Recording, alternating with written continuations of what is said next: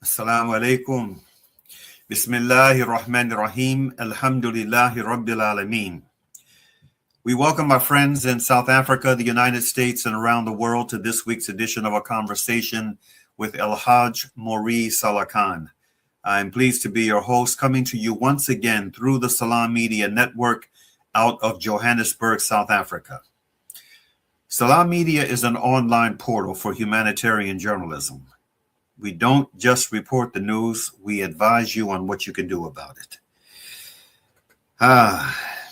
Today's focus is on the struggle within. The struggle within. The struggle within us all, as individuals, and the communal struggle we face as human societies, is one that begins, once we are conscious beings, and it continues until the day we die. Both struggles are interconnected and interdependent. We cannot have just societies if the people within them are not predominantly just. Allah says in the Quran, "O mankind, we created you from a male and female and made you into nations and tribes for you to know each other, not for you to despise one another. Verily, the most honored among you in the sight of Allah is the one who is most Allah-fearing, the one who is most God-fearing, the one who is most conscious of Allah, the one, i.e., who is best in conduct."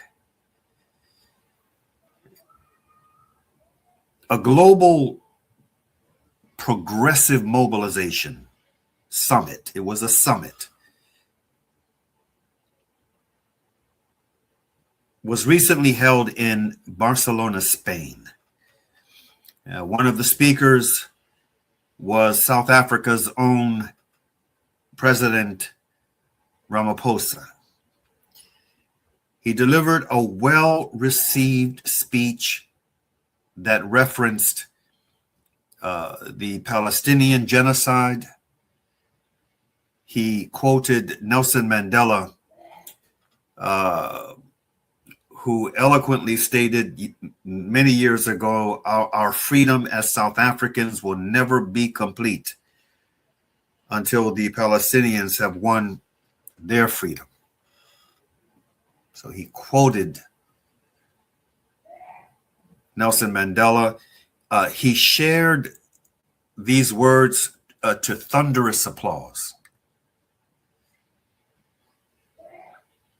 He referenced the Middle East wars that are siphoning, much needed monetary resources from human needs throughout the globe. He referenced the climate change threat to the global community with a call for global action and a united front for a better world. He called for a more representative United Nations with the capacity to bring about peace through diplomacy, which is what this institution is supposed to be about. He called for a more equitable global financial system. Alhamdulillah, it was a well-crafted speech and well received, but don't take my word for it. Let's see the video. This notion of supremacy that South Africa took the initiative to take the state of Israel to the International Court of Justice.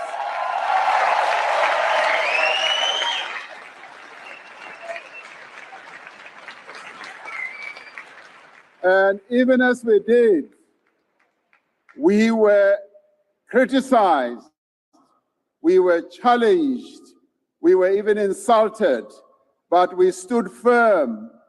The reason we stood firm is that the father of our democracy said to us, our own freedom as South Africans will never be complete until the Palestinians have won their own freedom.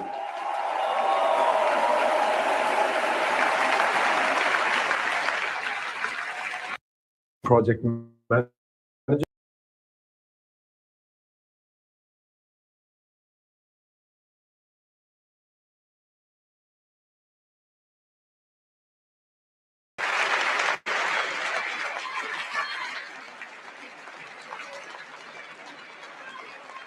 So today, we are happy and pleased that many other countries have realized that South Africans, by taking the state of Israel to the International Court of Justice, was not mad. They now see that real genocide is happening in Gaza as well as on the West Bank.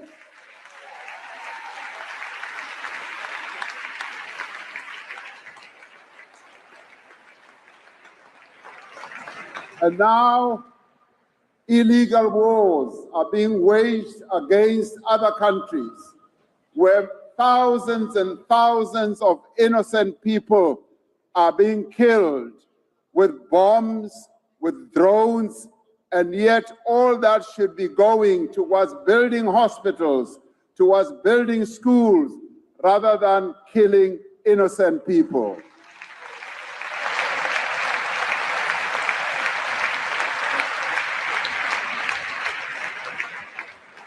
Well, at the same time, there is the threat of climate crisis that is continuing to deepen. Sea levels are rising and leading many countries around the world to be poor. Billions of people across the world go hungry, have no work, have few skills.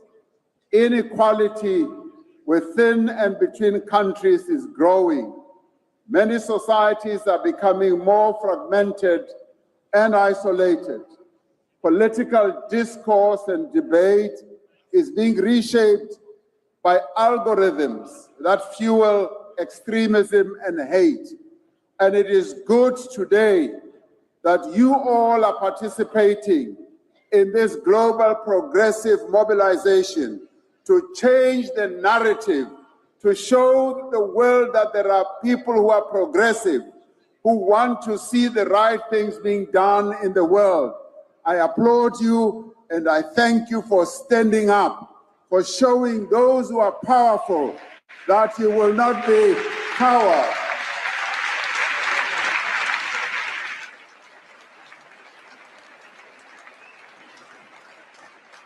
This may be a time for crisis, but it is not a moment of doubt or despair. This is a moment for action. This is a moment for mobilization. This is a moment for renewal. For most of us alive today, there's never been a more important moment than now for global progressive revival. A revival that is confident in its values, clear in the purpose of its beliefs, and united in its resolve. This moment of severe crisis is at the same time a moment of unique opportunity. It is an opportunity to galvanize, to bring together the forces of progressive change, to forge a new path of peace, democracy, and social justice. This is the time that we must never waste. This is the time that we must embrace.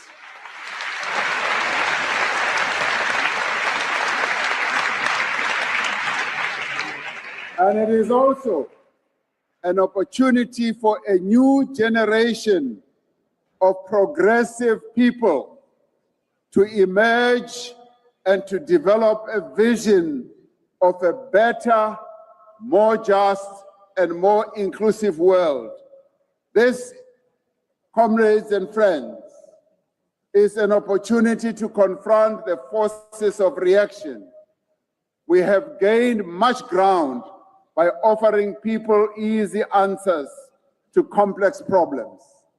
They have exploited legitimate grievances about jobs, about security, about identity, and they have redirected people's fears and anger towards the most vulnerable.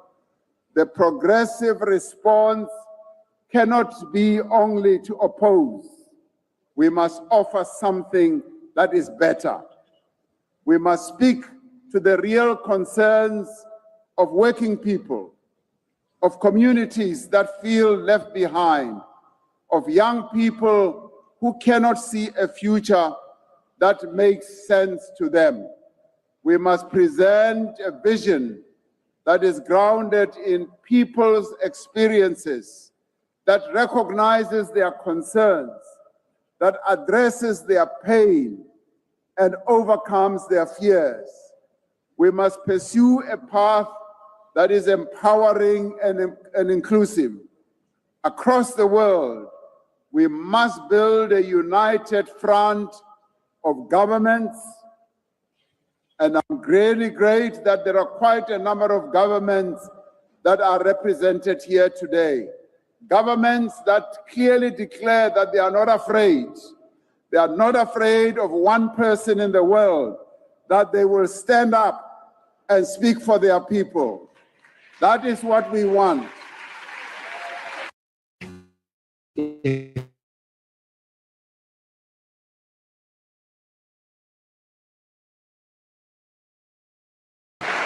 is good also to have political parties, trade unions, social movements, think tanks and influencers, and social activists that are bound together by a shared desire of a better world. There is a better world that we can build together.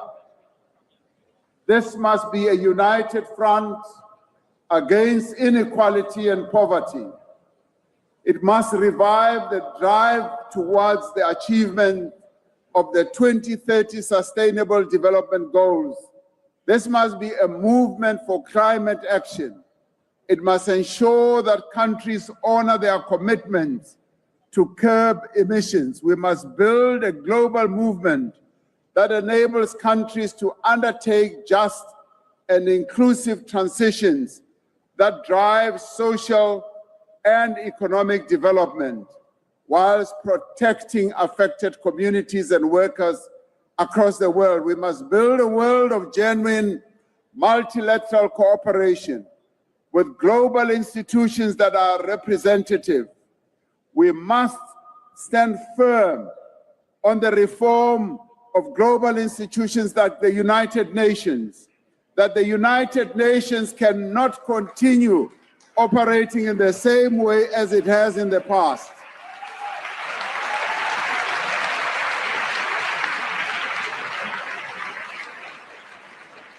We have many countries that should be represented in the United Nations Security Council. We have the whole continent of Africa with 1.4 billion people. It's not represented. We have Latin America. We have big countries like Brazil. We have big countries like India. We have big countries around the world that must be represented and have a voice. So we must advance peace through diplomacy, through dialogue, through multilateral organizations, and not have a few countries that are going to have a veto vote and block everything that talks about progress in the world. We must also address uncomfortable issues such as the debt burden that holds back many developing economies. We must reform the financial architecture of the world and close the financing gap for development. Yes, the IMF and the World Bank must also be reformed. It cannot be institutions that continue to represent Western interests only. So the reform must be comprehensive.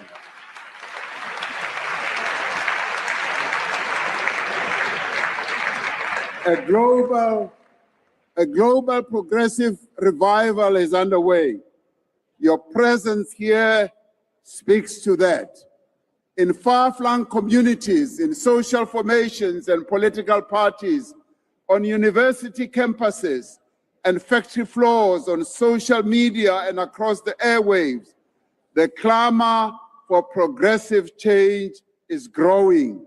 And today, here in Barcelona, this gathering in Barcelona provides greater impetus to this revival.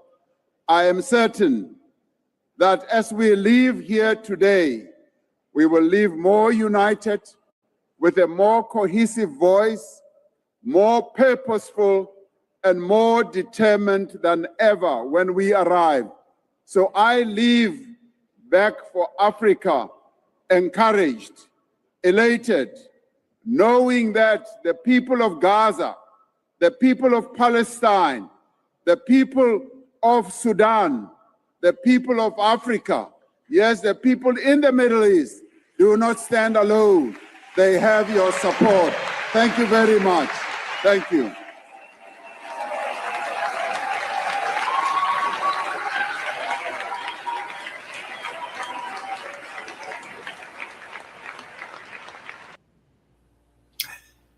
Well done, President Ramaphosa. Moving right along. The following social media posts recently came to my attention. Trump's warning regarding Iran in a contentious exchange that he reportedly had with another world leader, the Prime Minister of Italy. The post reads as follows.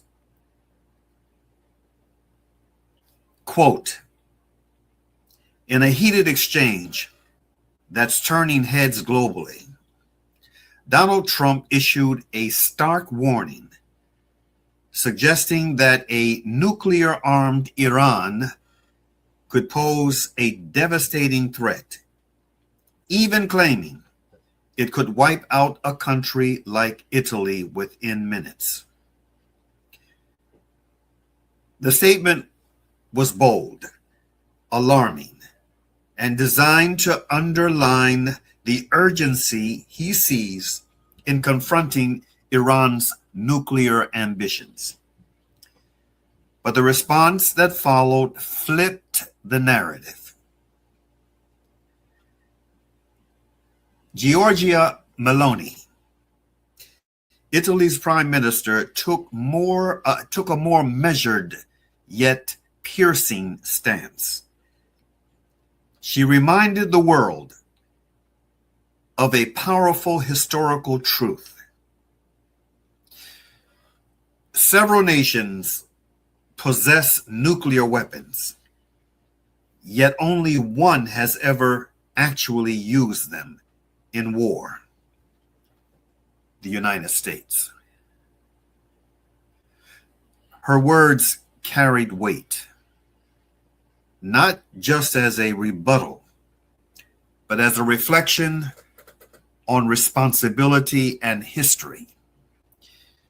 This exchange isn't just political. It's a clash of perspectives on power, accountability, and how the world chooses to remember its past while shaping its future. End quote. Now, as a follow-up to what I just shared, 9 countries have nuclear weapons. In alphabetical order: China, France, India, Israel, North Korea, Pakistan, Russia, the United Kingdom, and the United States. And as the Italian Prime Minister correctly pointed out, only one has used a nuclear weapon in war: the United States of America. Furthermore, it's worth noting that unlike the United States or its apartheid partner, Israel, or a number of permanent members of the UN Security Council. And this is very important. Iran has not initiated a conventional war in modern history. Now, let me repeat that for very important emphasis. Iran has never initiated a conventional war in modern history, despite all of the propaganda about this predominantly Muslim nation state in the Persian Gulf. Now, like many other nations, it has engaged in proxy warfare in defense of what it perceives to be its national interests. In my humble opinion, its past affiliation with the former Assad regime in Syria was worthy of justifiable criticism. This, in my humble opinion, and in the opinion of many others, was a stain on the otherwise, for the most part, stellar revolutionary reputation of the Islamic Republic of Iran. It's also worth noting that this proxy or asymmetric warfare came after a costly 8-year war that was imposed on Iran immediately following the 1979 Islamic Revolution. A revolution that removed the oppressive Pahlavi regime, the quote-unquote Shah of Iran, from power.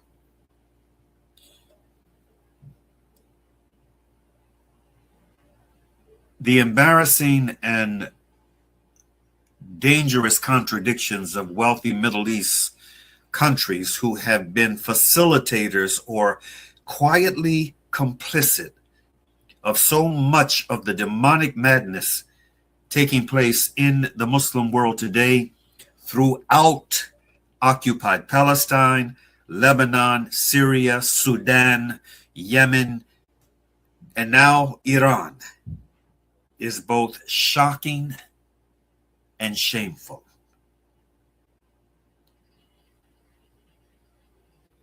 These the leaders of these nation states, they seem oblivious to the fact that there will be a price to pay for this, beyond the immediate price that's being paid right now.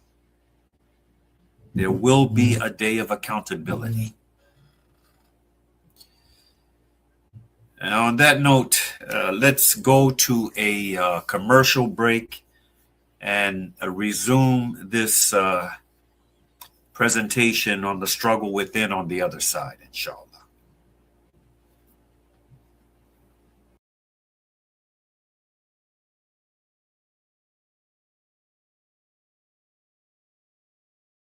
Life to drought-affected communities, providing fresh water for drinking cleaning, and growing.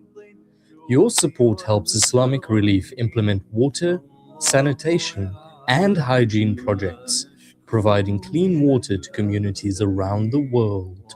Donate now to Islamic Relief.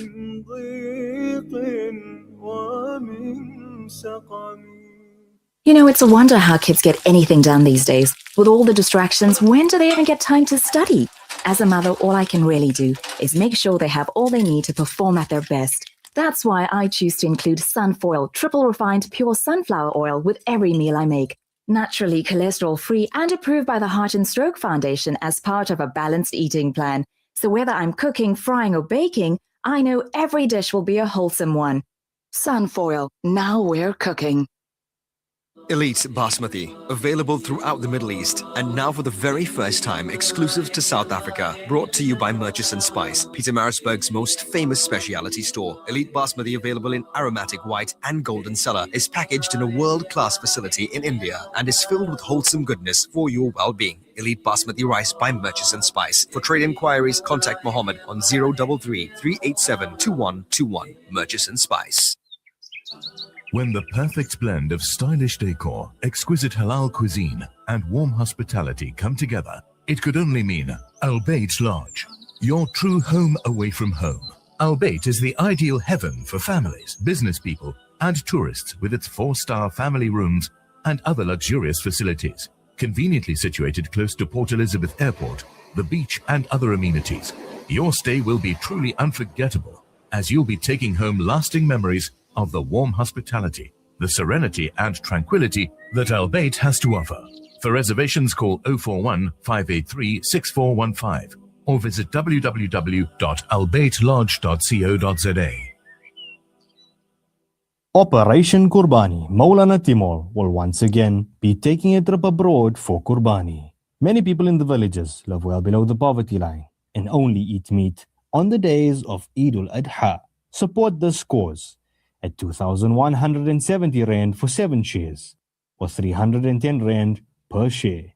Contact Maulana Timur, Maulana Sajjad, Maulana Hamad or Maulana Abbad on 011 852 6324 or 072 299 9268 or 082 368 6866 or 072 697 0131 or 073 576 9786. All slaughtering will be supervised by a team of foreign and local ulama. Visit www.operationkurbani.org.za. Listen to something fresh. Listen to Salam Media.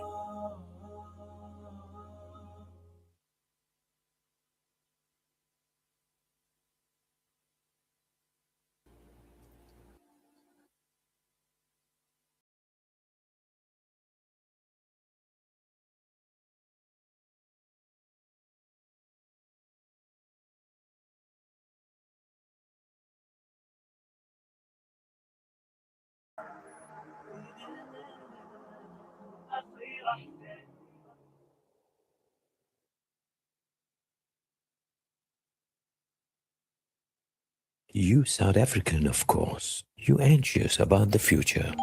We've got you covered. Build on your There's a piece of another piece of social media that came to my attention recently that is worth reflection.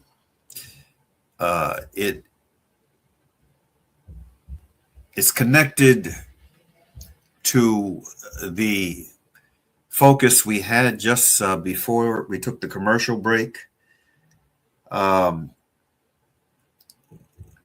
the end, the final observation that's made by the author of this statement clearly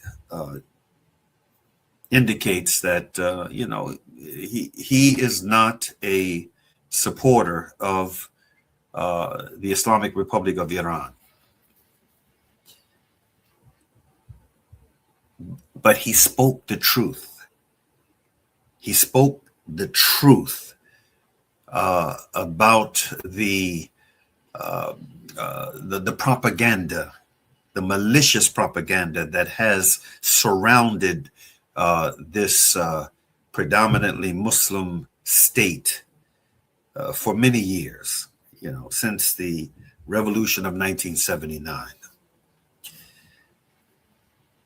His piece is titled "Death to America," quote unquote. Do we actually know why? And the author of this piece is a writer by the name of Sean Davis. He wrote the following, and I quote, "Most Americans hear that chant and feel anger or fear. But right now, as bombs fall on Iran and Trump threatens to wipe out a whole civilization, quote unquote, I think it's worth asking a question most of us were never taught to ask. Where does that hostility come from? Did it arrive out of nowhere? It didn't. And we helped build it. 1953, we destroyed their democracy. The CIA, America's Central Intelligence Agency, and British intelligence overthrew Iran's democratically elected Prime Minister Mohammad Mossadegh in a coup, Operation Ajax, because he nationalized Iran's oil industry. We killed Iranian democracy over oil and reinstalled an authoritarian Shah. The Shah's secret police. For 26 years, the U.S. propped up that Shah while his secret police, trained in part by the CIA, tortured and disappeared political dissidents. Iranians lived under a repressive regime that existed largely because America wanted it to. We armed Saddam against them.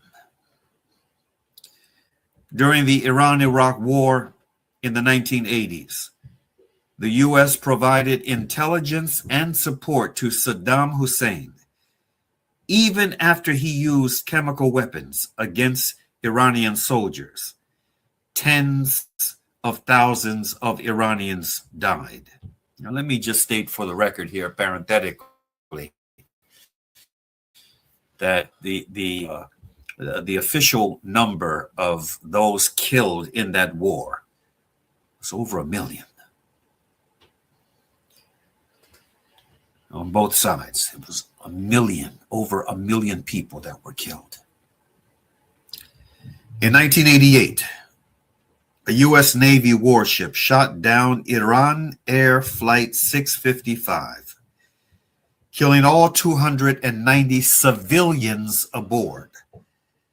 America never formally apologized. Decades of crushing sanctions. Years of economic sanctions have caused severe hardship for ordinary Iranian people. Not their government, but regular families. And these sanctions, parenthetically, these sanctions were geared toward one aim, not just crippling the country economically, but imposing as much hardship as possible on the Iranian people with the aim of instigating rebellion against their government for the hardship they were experiencing for all of these years.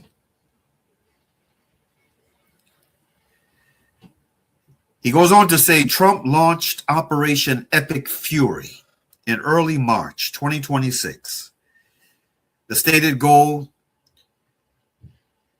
or the stated goals, plural, were regime change, destroying Iran's nuclear program, and dismantling its military. After 6 weeks of war, none of those goals have been met. What has happened? A fragile 2-week ceasefire brokered by Pakistan. Threats from Trump to destroy every bridge and power plant in Iran, which international legal experts called potential war crimes.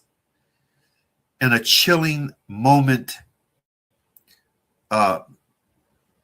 when the President of the United States warned that, quote, subhanAllah, a whole civilization will die tonight, end quote, if his demands weren't met. Now, some analysts now say the war may have produced a more hardline Iranian government, one more determined than ever to pursue nuclear weapons. This is the official version. Iran is the aggressor. Iran is the threat. Iran started this. But here's what that version leaves out. The 1953 coup, the Shah's torture chambers, the chemical weapons we helped use against them, the airliner we shot down with no apology, and 70 years of treating Iran as a chess piece for Western oil and military interests. Here's something else most Americans don't know. Polling consistently shows ordinary Iranians often have warm feelings toward American people. After 9/11, Iranians held candlelight vigils in solidarity with us. That's not the image we're shown. None of this makes Iran's government admirable. And this is the conclusion of this man's very principled statement that again reveals the fact that he is no supporter of Iran. He is no supporter of the Islamic Republic. He's just someone who is capable of telling the truth, and not telling the truth only in the interests of the Iranian people, but in the interests of the United States, in the interests of other free, peace-loving people and justice-loving people throughout the world. He says, quote, none of this makes Iran's government admirable. It isn't, in his opinion. But the hostility has a history.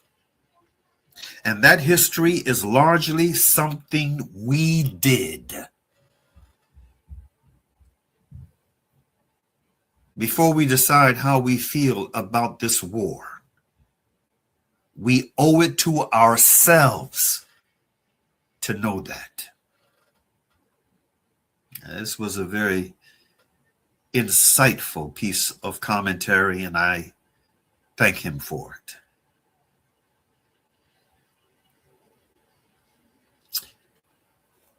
In my conclusion for today's broadcast,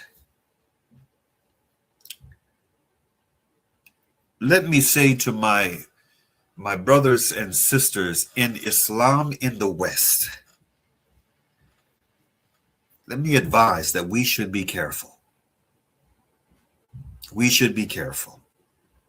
And not only Muslims in the West, Muslims globally, but especially Muslims in the West. We should be very careful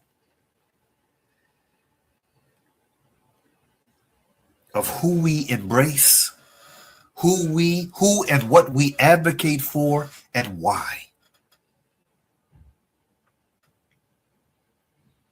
You know, blind following, not thinking strategically is what got those of us here in the United States in the situation that we're in right now.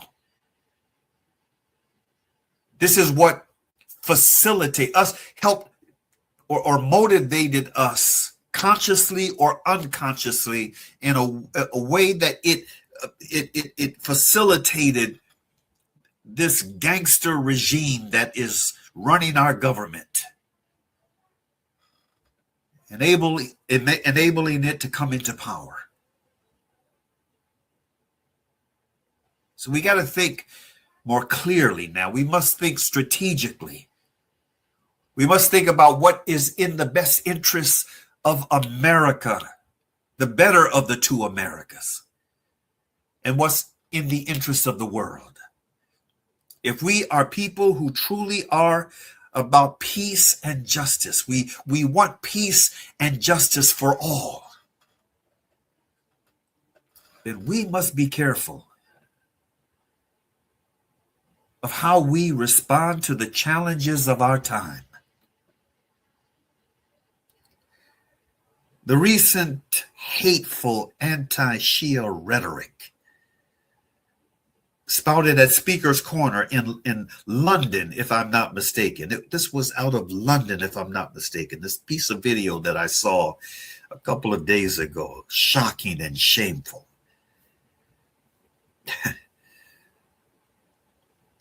This very eloquent speaker, surrounded by a lot of, look like Muslim folk, South Asian and Arab folk with their little cameras capturing and, sharing, no doubt, what he was saying, speaking very eloquently, very powerfully, but speaking with a forked tongue, with half-truths,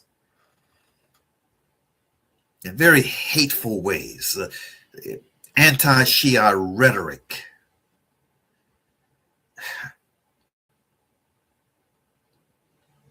I asked myself after I saw it, whose interest does this serve? And this is what we should all be asking ourselves when we see stuff like this coming from within our own ranks. Who does it serve? The divisive, hate-filled rhetoric that we've been seeing more of lately in our social media.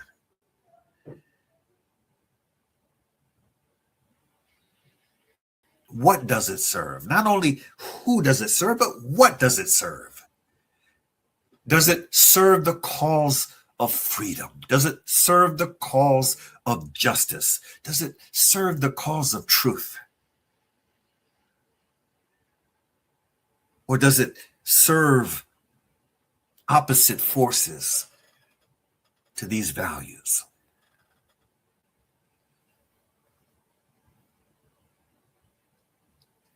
Sometimes we can be our own worst enemies.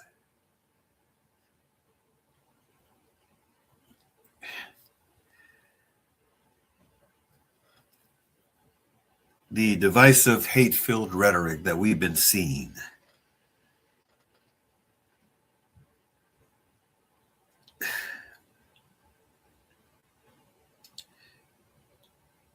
it doesn't serve the cause of truth, justice, or Muslim solidarity. And so we must be careful. We must be careful of the harvests of our tongues. There's a hadith of the Prophet sallallahu alaihi wasallam, may Allah's peace and blessings be upon him. One that etched itself in my memory banks when I heard it many years ago. The Prophet is reported to have said, may Allah be pleased with him, that if you can give me, he was speaking to his companions, and beyond his immediate companions to the Muslim generations that would follow. He said, if you can give me a promise as to that which is between your lips and between your legs, I can give you the promise of paradise. Think about that. These are two powerful driving forces within a human body, within the human anatomy, the tongue that has the ability to speak truth or to invite evil.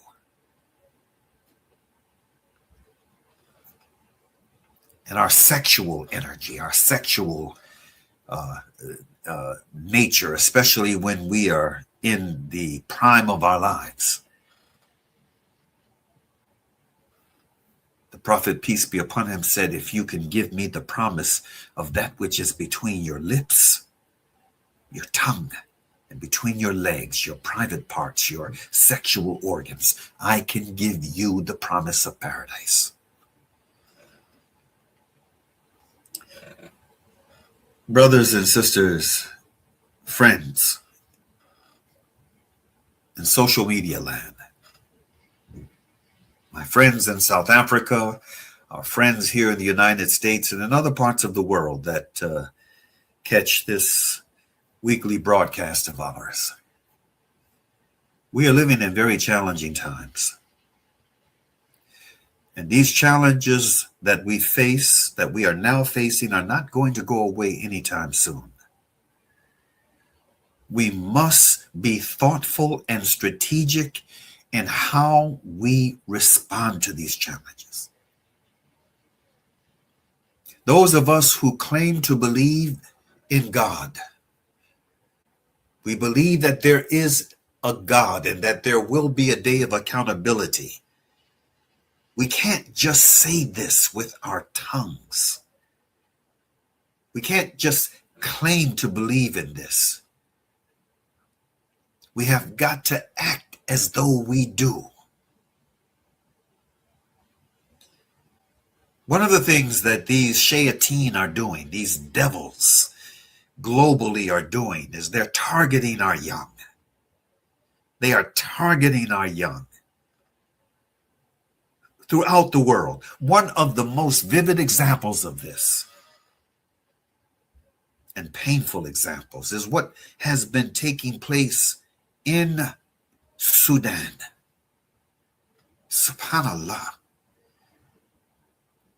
Oh, Muslims, Sudan is a predominantly Muslim populated country.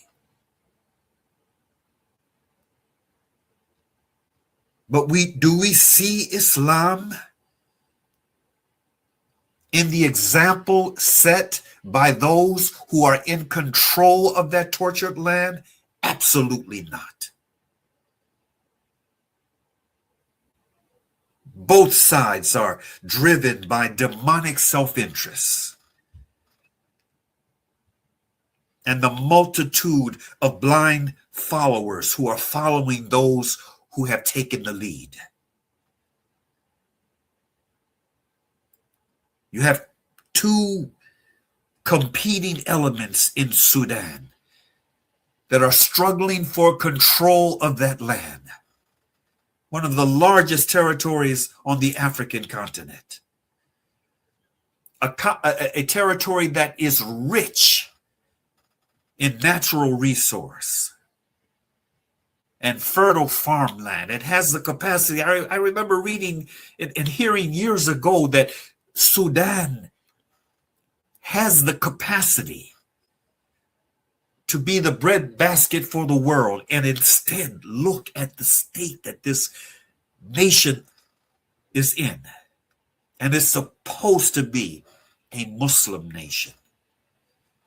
But those who are the driving forces, those who are in control of that land, those who are the driving forces of the madness that's taking place on that territory, they are as far removed of Islam as the East is from the West.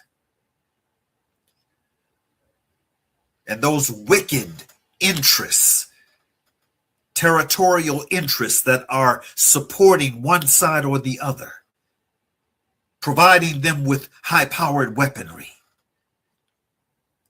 instead of doing what we're supposed to do as Muslims, and that is be a mitigating force, an intercessor for peace, for justice. Instead, we have these wealthy Gulf countries that are supplying both sides. Some aligned on one side, others aligned on the other, supplying them with high-powered weaponry. And the other technical means that is required in order for them to be able to engage in mass murder as efficiently as they possibly can. It is sad. It is shameful. But the United Arab Emirates and Saudi Arabia and these other countries that are either directly or indirectly involved, it's shameful. It's shameful. And so we must learn. We must take a lesson from this. We must do all that we possibly can to subhanAllah, to push back, especially those of us here in the West. Our brothers and sisters who are trying to stand up, who are trying to report facts, are being targeted and killed. There was just another journalist, Amal, a highly respected journalist, that was just targeted by Zionist Israel, targeted and killed in Lebanon, targeted and killed. There have been more journalists killed by the apartheid state of Israel over the past 2 years and a few months, since October 2024. There have been 2023. There have been more journalists killed since October 2023 in the Middle East by the apartheid state of Israel than have been killed in all of the wars, the First World War, the Second World War, the Korean conflict, the Vietnam War, all of those wars combined. What a hell of a statistic. What a hell of a record this apartheid state has. And this is just one of many gross violations of international law that this apartheid state should be held accountable for. If the world could see the Nuremberg trials and accountability for the crimes that were committed leading up to that international criminal forum of accountability, then we should be able to see the same for this apartheid state. And we should also, those of us who are residing in the West, we should also be of the mind to do whatever we can to hold the government actors within our territories who have facilitated the genocide, to hold them accountable as well. This is a time when Muslims must stand up, when people of goodwill who are across the board, not just Muslims, but everyone of goodwill, everyone who truly wishes for peace, for justice, for truth, for a world that we can all live in and breathe free within. It is a time for us to stand up. It is a time for us to stand up. May Allah Ta'ala bless this to happen. And for those of us who see cause like this, whether they be from Brother Saalakhan or from anyone else, anywhere in the world, may Allah Ta'ala bless those of us who are true, who truly believe in the values that are life-sustaining, to do what we're capable of doing while we are still capable of doing it. This represents the challenge, the struggle for us and within us. On that note, I close as we normally do with that very appropriate verse from the Quran. Surah Al-Asr. Bismillahir Rahmanir Rahim. Wal Asr. Innal insana lafi khusr. Illa alladhina amanu wa amalu salihati. Wa tawassaw bil haqq. Wa tawassaw bis sabr. Which means, in the translation of the meaning, in the name of Allah, the Beneficent, the Merciful, by the token of time through the ages, surely humanity is in loss, except those who believe and do good and exhort one another to truth and exhort one another to patiently persevere. Peace be unto you. Assalamu alaikum.